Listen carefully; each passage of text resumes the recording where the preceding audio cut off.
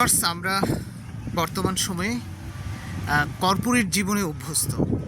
এই কর্পোরেট লাইফে দেখা যায় হাজব্যান্ড ওয়াইফ দুইজনই ব্যস্ত থাকছেন। দুইজনই দেখা যায় সকালবেলা বের হয়ে যান অফিসে, আবার অফিস থেকে ফিরতে ফিরতে রাত হয়ে যায়। বর্তমান সময়ে আমাদের একজন অ্যাডভোকেট বান্ধবী আছে, সে তার ফেসবুকে শেয়ার করেছে যে প্রচুর পরিমাণে ডিভোর্সের সংখ্যা বেড়ে যাচ্ছে। এর কারণ হচ্ছে দেখা যায় একজন দম্পতির দুইজন বা একজন সন্তান থাকে, তো ওরা কি করে সকালবেলা দুজনই অফিসে চলে যায়, আবার ফিরতে ফিরতে রাত। দেখা যায় যে আপনার যে স্ত্রীটি কর্পোরেট জব করছে, সে আবার বাসায় এসে রান্নাবান্না করছে, আবার আপনি বসে বসে আছেন বা টিভি দেখছেন। পরবর্তীতে দেখা যায় আবার রাত 10টা-11টা হলে আবার ঘুমিয়ে যাচ্ছেন, পরের দিন আবার সকালে আপনারা অফিসে চলে যাচ্ছেন। এভাবে করেই আপনাদের জীবন চলছে। তো এখানে বিষয় হচ্ছে যে অফিসে গিয়ে দেখা যাচ্ছে যে আপনার আপনি আরেকজনের সাথে টাঙ্কি মারছেন, আপনার ওয়াইফ আরেকজনের সাথে টাঙ্কি মারছে, কিন্তু দুজনই একদম ফিটফাট হয়ে অফিসে যাচ্ছেন। একঘেয়েমি লাইফ, আপনাদের ভালো লাগছে না, তখন আপনারা অন্য মাধ্যমে একটু সুখ খোঁজার চেষ্টা করেন। এরপরে দেখা যায় আপনার হাজব্যান্ড বা আপনার স্ত্রী বিভিন্ন যেই গ্রুপগুলো আছে, যেমন বিভিন্ন ব্যাচের গ্রুপগুলো থাকে, সেই গ্রুপগুলোতে একটা সময় অন্তর্ভুক্ত হয়ে যায়। এরপরে দেখা যায় স্বামী স্ত্রীর দূরত্ব বাড়তে থাকে।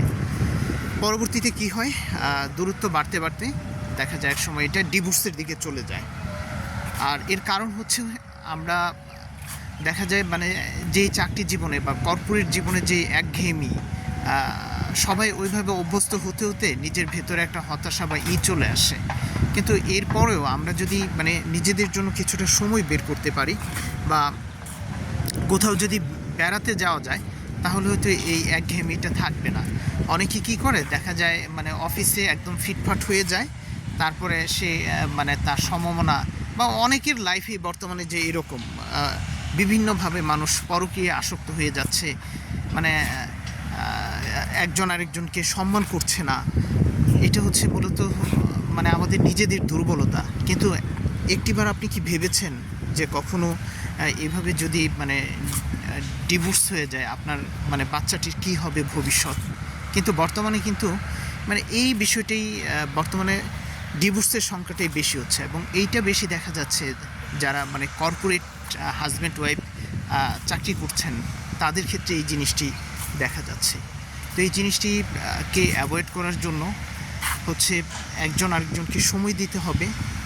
আর আপনি অফিসে দেখা যায় ফিটফাট হয়ে থাকেন, আবার বাসায় এসে যদুমধু হয়ে যান, সেখানে আপনি আপনার কলিগকে দেখান। এটা যেমন হাজব্যান্ডের ক্ষেত্রে প্রযোজ্য, আবার দেখা যায় স্ত্রীর ক্ষেত্রেও প্রযোজ্য। সে তার অন্য পুরুষ কলিগের সাথে করছে। তো এই জন্য আমাদের এই সমস্যাগুলো অ্যাভয়েড করার জন্য মাঝে মধ্যে দূরে কোথাও বের হতে হবে, রিফ্রেশমেন্টে যেতে হবে, তাহলে হয়তো এগুলো অ্যাভয়েড করা যাবে আর একঘেয়েমি লাইফ থেকে বের হয়ে আসতে হবে।